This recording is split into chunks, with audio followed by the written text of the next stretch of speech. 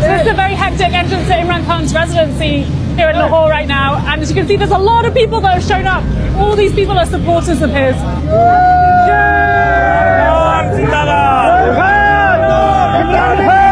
Why are you outside his house right now? Without ticket, the government imported government has arrived here to arrest him. So you're protecting Imran Khan against arrest? Yeah. Protecting Imran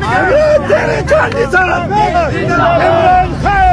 We are fighting for Imran Khan. Inshallah, we will die for him, inshallah. Why? Because he is the leader of Islamic and all over the world. Imran Khan, the man at the centre of Pakistan's political chaos right now. From cricketing hero to Prime Minister to an ousted opposition leader fighting for survival. And they want me in jail so that I cannot contest elections. Imran Khan has been kicked out of government just last year. He's now hoping to make a political comeback. Things are very, very tense. The police have been camped outside his house, and we're heading right into the belly of the beast to meet the man himself.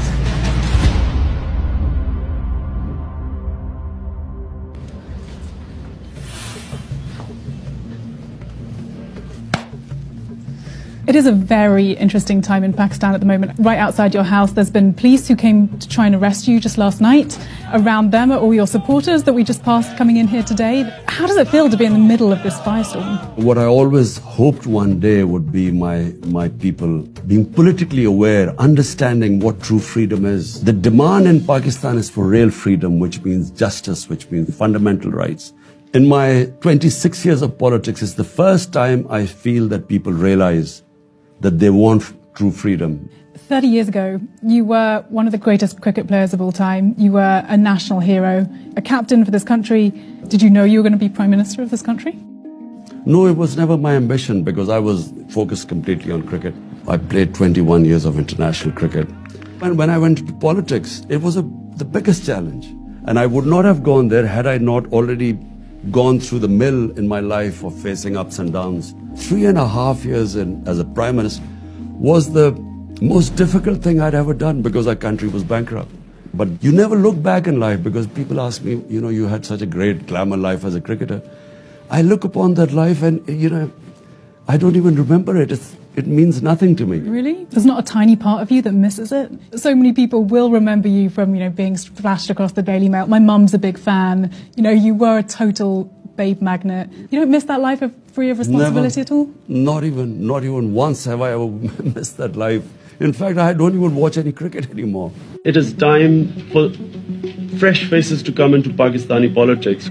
Since bursting into politics in 1996 and being elected Prime Minister in 2018, the challenges facing Imran Khan have been enormous. Just a few months back, Khan was leading a rally when he was shot 3 times in the leg.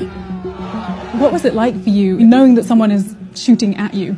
Well, I was expecting an attempt on my life, and I had predicted that for 2 months. When I heard the gunshots, I thought they were firecrackers. But then I had this, awful feeling in my right leg. I had 3 bullets in my left leg, and one of them had broken my bone. But it also had damaged my nerve in my foot. But even when I was lying down, I thanked the Almighty, because I knew I was saved. And what about now? I mean, are you scared? Well, the threat of assassination is probably even more now than before, because the 3 people who I knew were responsible for this, they're still sitting in power. And they're probably more worried now than ever before, because all indications are that whenever there are elections, my party is going to sweep the elections. Despite Khan's finger-pointing at the current government, there's no evidence that the ruling party was behind the assassination attempt. But they have pushed back the date for the next elections and filed dozens of legal cases against him, which is widely seen as an attempt to prevent him from running again. You are facing some very serious legal charges right now. There's a possibility that could lead to a prison sentence. The corruption cases against me, there's just one, what they're saying, when you get public gifts in Pakistan, they are saying that I sold one of the gifts. So I want a public hearing about this. I want this to be in public, covered by the media when this case comes to court. How would you handle prison? I survived an attempt. I'm really lucky to be alive. So, I mean, prison will be, I guess when it comes to it, I'll go to it. But if I don't fight for my country, who will? A few days after this interview was filmed, the violence escalated. One supporter was killed, and when the police unsuccessfully tried to arrest Khan at his home, 2 full days of chaos ensued. You're fighting for political survival. You are telling your people to go out on the streets, to march, to go to jail for you. You're calling for early elections. You say that your priority is economic and political stability. Do you ever think that if you were to step aside, if you were to let go, the government could get on with running the economy? If the current government was worried about economic stability, why did they conspire to remove our government? We only had 1.5 years left. So why? What was the hurry? The Prime Minister was about to be convicted. His sons were about to be convicted on billions of rupees of corruption. So the hurry was they didn't want to remove the government because there was a problem with the economy or they were worried about inflation. They wanted to remove the government because they wanted to get rid of the corruption cases, which they did. Inshallah, corruption. मेरा ये आपसे वादा है कि मैं आपको काबू करके दिखाऊंगा. You came into power promising to eradicate corruption within 6 months. You haven't done that. Corruption perception index worsened during your rule. The problem in Pakistan is that we have what is called elite capture. The ruling elite is above law. So it's not just Pakistan's problem, it's the problem with the entire developing world. My whole campaign is to bring the powerful crooks under the law. And why I failed, unfortunately, because the National Accountability Bureau, which deals with corruption, was not under me, was under the army chief. So you're saying you don't have control over the military? Because the army chief had the veto, I could not get the powerful crooks convicted, which is why we could not improve on our corruption index. If you cannot bring the powerful under the rule of law and hold them accountable, then I'm afraid how can you control corruption?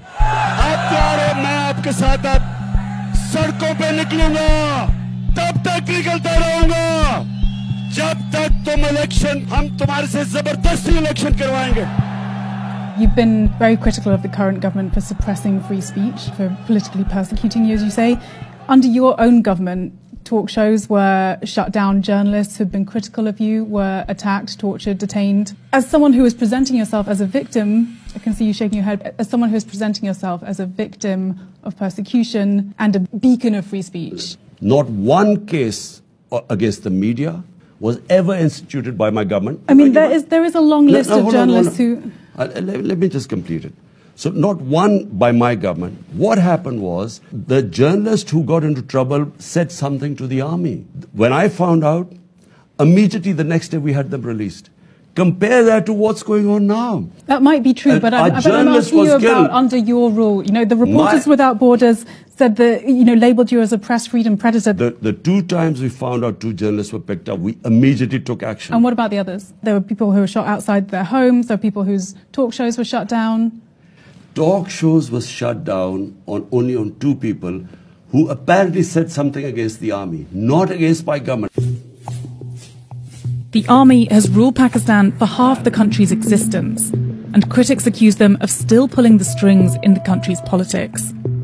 You blame the military for many things. Why should people vote for you if you can't control the military? My responsibility was fighting corruption, but I did not have the authority on the institution that was supposed to be a tool to fight corruption, NAB, which was controlled by the army chief. Do you not feel like it needs to be dismantled in order to actually have a free and fair country, as you say? There needs to be a balance. No management system works if the Prime Minister has the responsibility, but he doesn't have the authority.